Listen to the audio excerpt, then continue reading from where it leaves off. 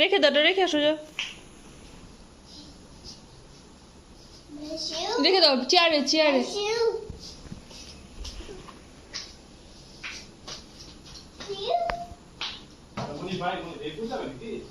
কেন হতে পারে?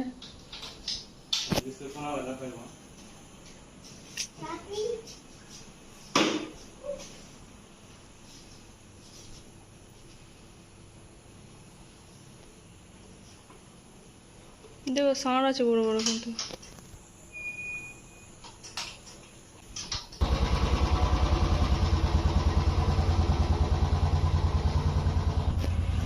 अस्सलाम वालेकुम, welcome back to my channel. यहाँ पे हस्बैंड युवान को बाइक में घुमा रहे थे। ये हर रोज़ की कहानी है हमारे घर पे कि युवान हर रात को खाना खाने के बाद बाइक में 2-3 चक्कर इस तरह से घूमता ही, वरना उसका मूड अच्छा नहीं रहता और वो बहुत ज़्यादा परेशान करता है अगर बिना उसे घुमाए बाइक को उठा लिया जाए तो।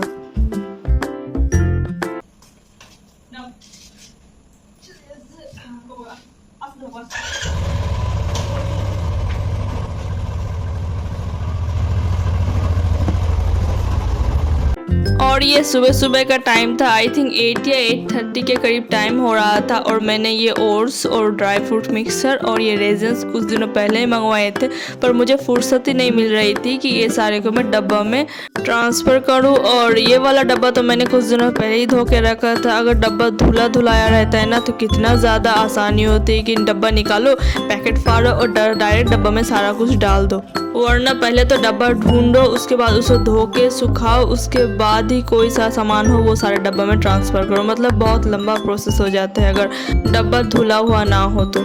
और मैंने करीब 1 महीने से ओट्स खाना स्टार्ट किया है क्योंकि मैंने बहुत ज़्यादा वेट गेन कर लिया है इसलिए। और मैं एक टाइम के मील पे ओट्स लेती हूँ, चाहे वो ब्रेकफास्ट हो या फिर डिनर हो। और लंच में मैं और दाल चावल ही खाती हूँ, दाल चावल तो किसी भी हाल में स्किप नहीं करती। और यहाँ पे मैं ये ड्राई फ्रूट्स का मिक्सर जो है ना, ये मैंने पहली दफ़ा लाया है इस तरह से, तो इसे मैं चेक कर रही थी कि इसमें क्या क्या सीड्स के मिक्स है। यहाँ पे कैश्यू था, आलमंड था, रेजन्स था और सनफ्लावर सीड्स था और चिया सीड्स भी था और 1-2 सीड्स और थे। ये मैं पहली दफ़ा ट्राई कर रही थी ड्राई फ्रूट का मिक्सर, इसलिए मैंने ना सबसे छोटा वाला पैकेट लिया था कि पहले मैं दफ़ा मैं इसे ट्राई करूँगी, उसके बाद अगर मुझे ये पसंद आया तब भी मैं इसके बड़े वाले पैकेट में जाऊँगी। क्योंकि बहुत बार ऐसा होता है ना कि बड़ा पैकेट देख के ला लेते हैं कि यार बहुत अच्छा लग रहा है पैकेट देखने पे, और घर पे रखे रखे हम खा भी नहीं पाते और वो बर्बाद होता है। सारे फैमिली मेम्बर्स को चाय शाय देने के बाद, मैं तो चाय खुद पीती नहीं हूँ, तो मैं यहाँ पे आ गई थी अपने ब्रेकफास्ट बनाने के लिए। मैंने यहाँ पे दूध गर्म कर लिया था और इसमें मैंने 4-5 टेबलस्पून ओट्स के ऐड कर दिए थे। उसके बाद मैंने जो ड्राई फ्रूट मिक्सर लाया था, सारा ड्राई सीड्स कहें या फिर ड्राई फ्रूट कहें एक ही बात है, वो दे दिया कुछ। और इसमें मैंने 1 टेबलस्पून भर के हनी ऐड कर दिया था। इसमें फ्रूट्स भी ऐड करती हूँ मैं, चाहे वो एप्पल हो या फिर बनाना, पर मेरे पास इस टाइम पे कोई भी फ्रूट अवेलेबल नहीं था तो मैं इसे ऐसे ही खा लूँगी। मतलब मैं जब गर्म दूध में ना ओट्स डाल के उसे 5-10 मिनट के लिए इसे रख देती हूँ ताकि ओट्स थोड़े से फूल जाएं, उसके बाद ही मैं इसे खाती हूँ। सुबह सुबह एंटी स्टमक थोड़ा सा वॉक कर लेती हूँ, अगर उस टाइम पे ना हो सका तो रात को डिनर करने के बाद थोड़ा सा वॉक कर लेती हूँ, बस इतना ही। एक होम मेकर खुद के लिए और कितना ही टाइम निकल पाएगी। इनफैक्ट तो मैं तो खुद के लिए कुछ कर भी नहीं पाती, तो मैं इतना ही मैं करती हूँ और इससे मुझे थोड़ा सा तो फ़ायदा मिला है, मुझे लगता है तो है। और ब्रेकफास्ट करने के बाद मैं आ गई थी यहाँ पे गरम मसाला बनाने के लिए। ये वाला काम ना बहुत दिनों से पेंडिंग पड़ा हुआ था, मतलब टाले जा रही थी, पर आज तो मुझे ये किसी भी हाल पे करना ही करना है। इसके लिए मैंने तो यहाँ पे 1 कप भर के लिया था धनिया और ½ कप भर के लिया था मैंने जीरा, और मैंने लिया था 5 स्टार अनीस। और अगर गोटा जावित्री होना तो 5 से 6 जावित्री ले लेना। मेरे पास वो टूटा फूटा था तो मैंने वो अंदाजे से ले लिया था।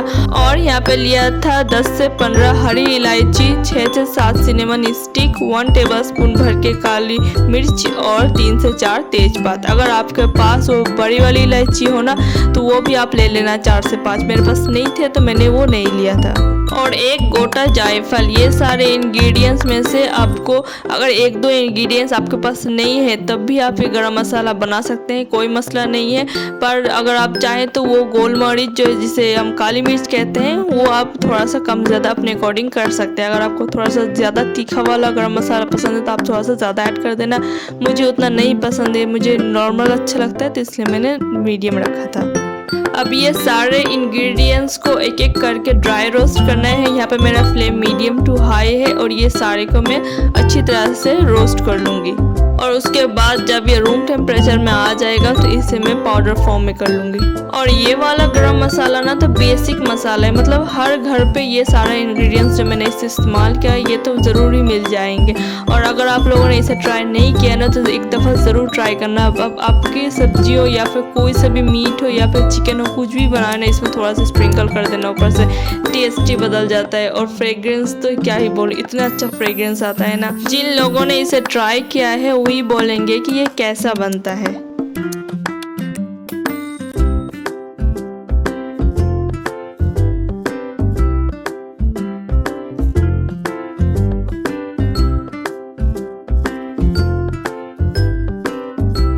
ये देखिए जब ये रूम टेम्परेचर में आ चुका था उसके बाद मैंने इसे मिक्सी में अच्छी तरह से ब्लेंड कर लिया था। और ये देखिए मेरा गरम मसाले का पाउडर बनके तैयार हो चुका है। पता नहीं क्यों मैंने रिकॉर्डर तब ऑन कर दिया था, पर पता नहीं कोई मसला होगा वो रिकॉर्ड नहीं हो पाया, तो अब मैं आपको यहाँ दिखा रही थी। और ये वाला फ्लावर कितने गंदे हो चुके थे तो इसे मैंने सर्फ वाले पानी में 10 मिनट के लिए भिगो के छोड़ दिया था। उसके बाद हाथों से इस तरह से थोड़ा सा रगड़ लूँगी और इसे अच्छी तरह से धोने के बाद इसे टांग दूँगी ताकि ये अच्छी तरह से ड्राई हो जाए। इस तरह से ना बहुत आसानी से अच्छी तरह से क्लीन हो जाता है।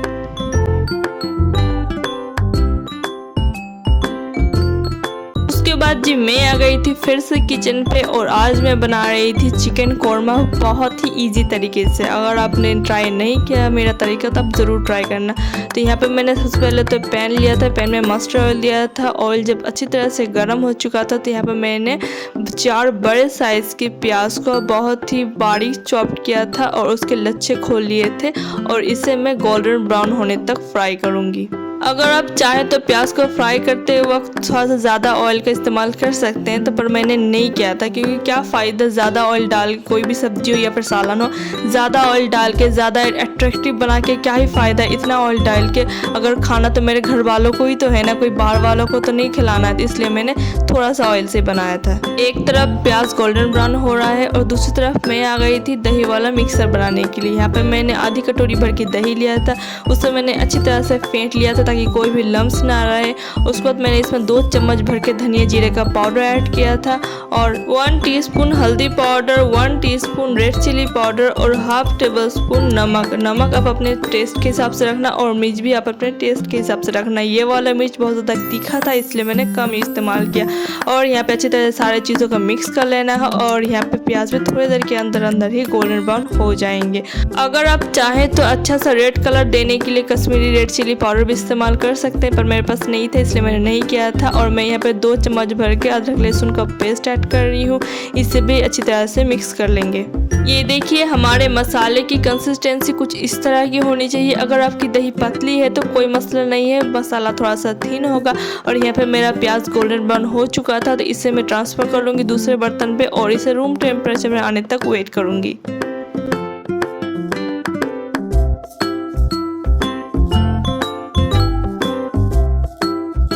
ये देखिए जल्दी जल्दी फ्राई किए हुए अनियन को रूम टेम्परेचर में लाने के लिए मैं इस तरह से चम्मच से फैला रही थी। जब ये रूम टेम्परेचर में आ जाएगा ना, इसे दरदरा पीसना है। याद रखिए इसे दरदरा पीसेंगे तभी ग्रेवी में टेक्सचर और कंसिस्टेंसी अच्छा होगा।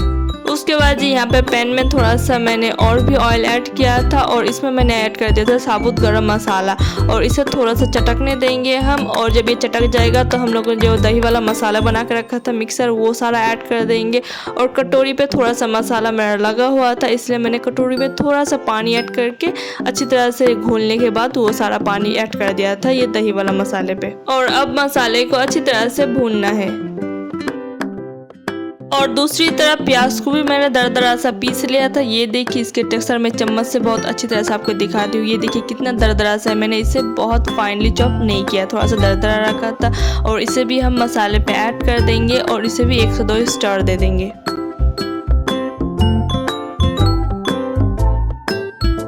ग्रेवी का टेक्सचर देखिए किस तरह से दर्द रहा है। चिकन कोरमा के लिए परफेक्ट रेसिपी है और ग्रेवी की भी कंसिस्टेंसी बिल्कुल परफेक्ट है। मैंने मसाले से तेल निकलने तक का वेट नहीं की क्योंकि मुझे बहुत ज़्यादा हड़बड़ी मची हुई थी, इसलिए मैंने इसी स्टेज में चिकन को अच्छी तरह से धो के, करीब 1 kg के अंदर चिकन था तो वो सारा चिकन मैंने ऐड कर दिया और इसे अच्छी तरह से भूनूंगी ताकि चिकन और मसाला दोनों ही भून जाए और इसके जितने भी ऑयल है वो सारा सेपरेट हो जाए।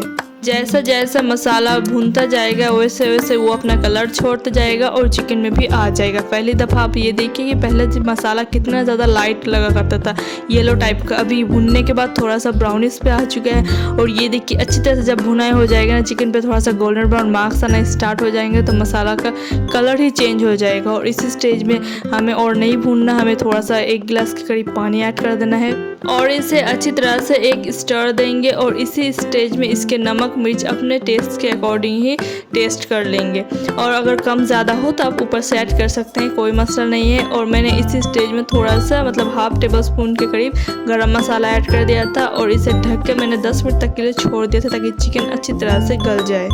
10 मिनट बाद चिकन जब अच्छी तरह से गल जाएगा तो ऊपर से कसूरी मेथी हाथों से मसल के थोड़ा सा स्प्रिंकल कर देना और आपका चिकन कोरमा बन के तैयार है। और ग्रेवी आप अपने हिसाब से रख सकते हैं, अगर आपको थिक ग्रेवी चाहिए तो 1 गिलास पानी इस्तेमाल करना और अगर आपको थोड़ा सा ज़्यादा ग्रेवी चाहिए तो आप 2 गिलास इस्तेमाल करना। मैंने नॉन स्टिक पैन में पकाया था इसलिए मैंने 1 गिलास दिया था क्योंकि नॉन स्टिक पैन में तो नीचे चिपकता नहीं और अगर दूसरे बर्तन में आप लोग पकाएंगे तो 1.5 गिलास पानी ऐड करना।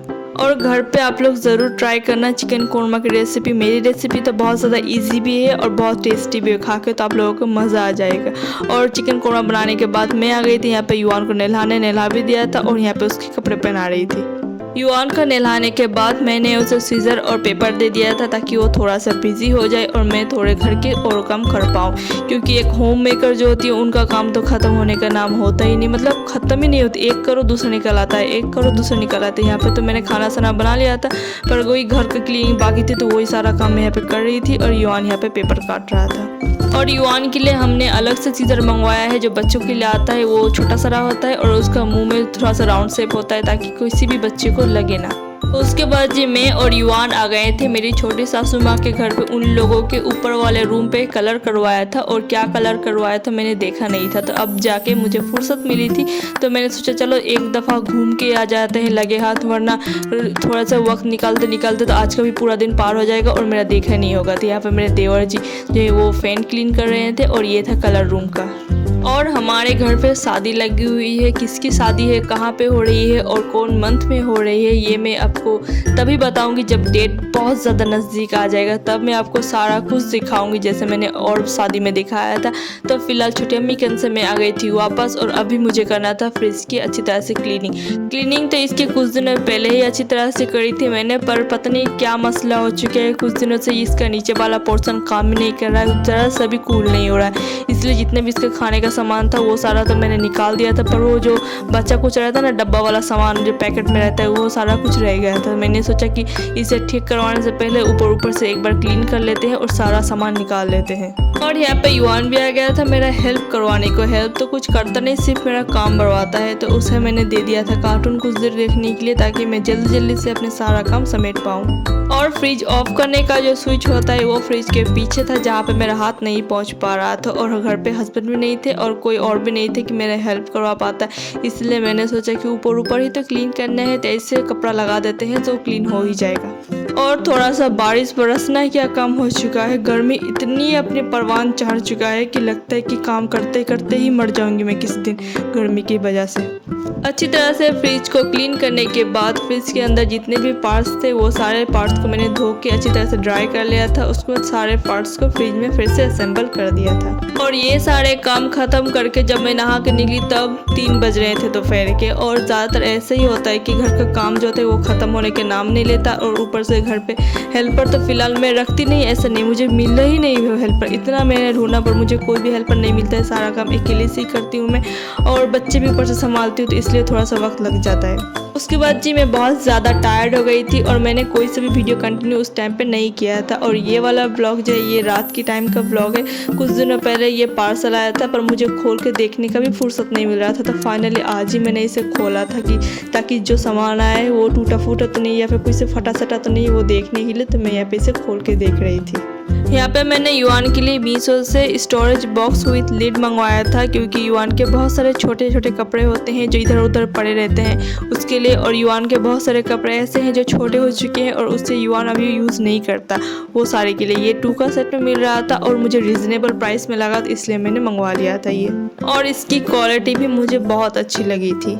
पहले जब मैंने इसे ओपन किया था तब सोच रही थी क्या बात है ये खुल क्यों नहीं रहा, ये बार बार फोल्ड क्यों हो जा रहा था। उसके बाद मेरी नज़र नीचे पड़ी थी, इसका एक बोर्ड है जो अंदर डालना पड़ता है, तो मैंने जब इसे अंदर डाला तो ये अच्छी तरह से खुल चुका था और एक डब्बे के शेप में आ चुका था, और ये देखने में जो बहुत अच्छा लग रहा था और बहुत हैंडी भी था। सेम डब्बा ये दूसरे में भी था, इसे भी मैं खोल के सोचा कि अभी देखती, फिर मैंने सोचा कि चलो थोड़ी देर बाद इसे खोल के देखूंगी, पहले दूसरा जो पार्सल है उसे खोल के देखती कि वो वाला भी कैसा है। वाला पार्सल भी मैंने मीशो से ही मंगवाया था हस्बैंड के लिए, और ये ड्रायर ऑर्गेनाइजर था, क्योंकि हस्बैंड के कपड़े तो हर तरफ इधर उधर फैले रहते हैं, स्पेशली उनके पैंट्स, इसलिए मैंने ये पार्सल मंगवाया था और मुझे ये बहुत अच्छा लगा था। में जीन्स या पैंट्स रखने के लिए अलग अलग कंपार्टमेंट दिया गया है, जहाँ पे आप बहुत अच्छी तरह से मतलब बहुत इजीली आप कोई भी पैंट डाल सकते हो या फिर निकाल सकते हो। मुझे तो ये प्राइस सबसे बहुत अच्छा लगा था, इसलिए मैंने ये ले लिया था। तो जी ये था मेरा आज का दिन, आप बिजी डे कह सकते हैं या फिर मॉर्निंग टू नाइट रूटीन कह सकते हैं, कुछ भी कह सकते हैं आप। मतलब कि ऐसा नहीं कि आज फ्रिज क्लीन किया तो हर रोज़ ही फ्रिज क्लीन कर रही हूँ, ऐसा कुछ नहीं। कुछ ना कुछ घर का काम तो निकलते रहते हैं, जैसे बाथरूम क्लीन करना हो गया या फिर घर पोंछना हो गया या फिर सिंक या बेसिन क्लीन करना हो गया या फिर किचन क्लीनिंग करना हो गया, क्योंकि किचन भी तो गंदा होता ही रहता है ना, काम करने के साथ साथ ऑयल के छींटे पड़ते हैं इधर उधर, तो वो सारा भी क्लीन करना हो गया। इसी तरह ये हर घर पे, सिर्फ मेरे घर पे नहीं, हर एक घर पे कुछ ना कुछ काम तो निकलते ही रहता है, और हर होम मेकर से अपने घर के काम करते करते पूरा दिन ही गुजर जाता है। तो जी यहाँ तक इतने ही, मिलते हैं आपसे नेक्स्ट ब्लॉग में, तब तक के लिए अल्लाह हाफिज़।